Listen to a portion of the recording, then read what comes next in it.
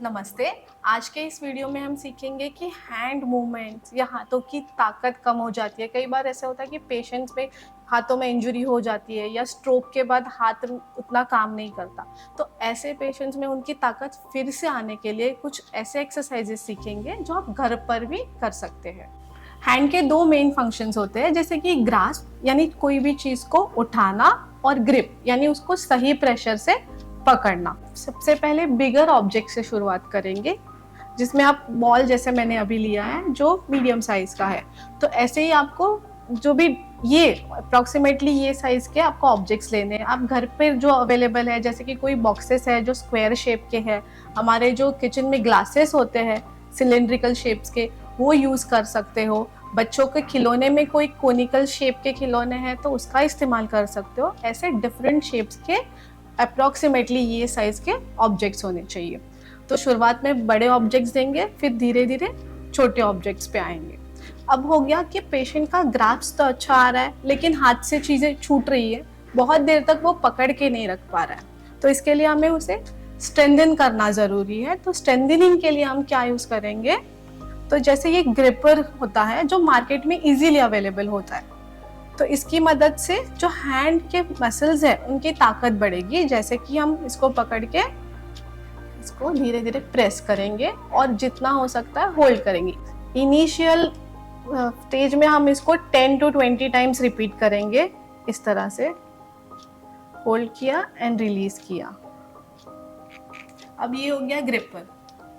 आप थेरापिटी यानी resistive clay जिसे कहते हैं उसका भी इस्तेमाल कर सकते हैं। अगर रेजिस्टिव क्ले आपके घर पे नहीं है तो आप आटे को थोड़ा सा हार्ड गूंद सकते हो और उसको यूज कर सकते हो। तो इसमें बेसिक एक्सरसाइजेस आपको क्या करनी है कि आपके फिंगर्स का यूज करके आपको इसे ऐसे स्ट्रेच करना है, होल्ड करना है। उसके बाद आपको इसका लूप बनाना है इस तरह से। अब मैंने यहाँ पर जो यूज किया है ब्लू, ग्रीन, ऐसे डिफरेंट कलर्स के आते हैं। मैंने ब्लू यूज किया है जो आपको मीडियम रेजिस्टेंस देता है। अगर आप डार्क शेड्स यूज करते हो, नेवी ब्लू, ब्लैक, तो वो आपको बहुत ज़्यादा रेजिस्टेंस देगा। अगर आप लाइटर शेड्स यूज करते हो जैसे येलो, ऑरेंज, तो वो उसका जो रेजिस्टेंस है वो बहुत मिनिमम होता है। तो लूप बना लिया, दो फिंगर्स उसके अंदर डालेंगे एंड फिंगर्स को यूँ धीरे धीरे स्ट्रेच करेंगे। सेम रिपीट करेंगे विथ ईच फिंगर्स।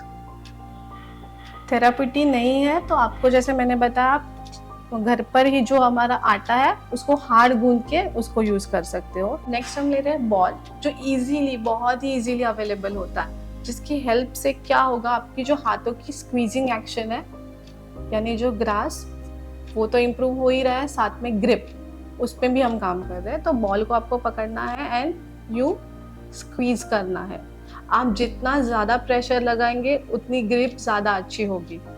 ये सारे जो एक्सरसाइजेज हम कर रहे हैं या अभी मैंने बताया, उसका हेल्प क्या है, तो आपके जो रोज़मर्रा के काम है, जैसे अभी ये बॉल स्क्वीजिंग एक्शन जो हम कर रहे हैं, इससे आटा गूंदने में आपको हेल्प होगी। तो ये एक प्रकार का सिम्युलेटेड टास्क हो गया। जैसे हम डायरेक्टली फंक्शनल ट्रेनिंग नहीं करवा रहे हैं, डायरेक्ट हम आटा गूंद नहीं रहे हैं, हम उसके लिए जो ज़रूरी चीज़ें होती है, हैंड की एक्शन है, आपकी सिटिंग जो भी पोस्चर है, उस पर काम कर रहे हैं। तो आप अगर ये कर पा रहे हो तो आप डेफिनेटली जो आपके दिन भर के काम है, एग्जाम्पल आटा गूंदना, वो एक्शन आप खुद से कर पाओगे।